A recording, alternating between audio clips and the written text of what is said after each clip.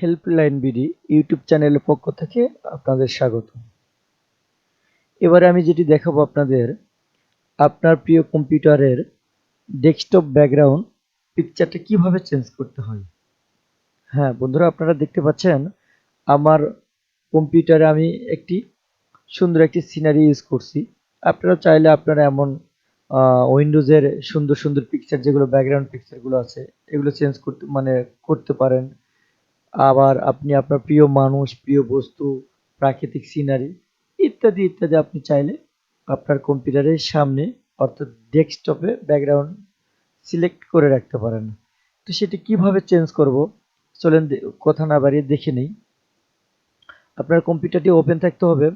আপনার কম্পিউটারে যে উইন্ডোজে অ্যাক্টিভেট থাক না কেন, আপনার সহজ কাতরে আমি যদি মনে করি যে আমি উইন্ডোজেরই অনেক সুন্দর সুন্দর অনেক অনেক সুন্দর সুন্দর পিকচারগুলো পাওয়া যায়, ব্যাকগ্রাউন্ড পিকচার, আমি চাইলে সেগুলো অ্যাক্টিভেট করব। তো চলেন কিভাবে অ্যাক্টিভ করে আবার দেখিয়ে দিই। আপনার কম্পিউটারের রাইট বাটনে ক্লিক করবেন, পার্সোনালাইজে ক্লিক করবেন। ক্লিক করলে অতঃপর এরকম আপনার কাছে ব্যাকগ্রাউন্ড অথবা ব্যাকগ্রাউন্ড পিকচার এরকম আসবে। যে আমার কাছে এখানে আমার উইন্ডোজ 10 এর কিছু সিনারি আসছে, আমি চাইলে এর মধ্যে থেকে রাখতে পারি আমার ব্যাকগ্রাউন্ড পিকচার।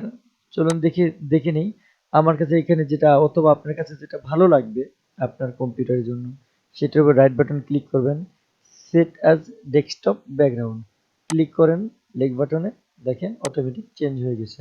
আমি যদি আবারও মনে করি এটাকে রাখবো না, আমি এইটাকে রাখবো, এটাকে রাখতে পারতেছি।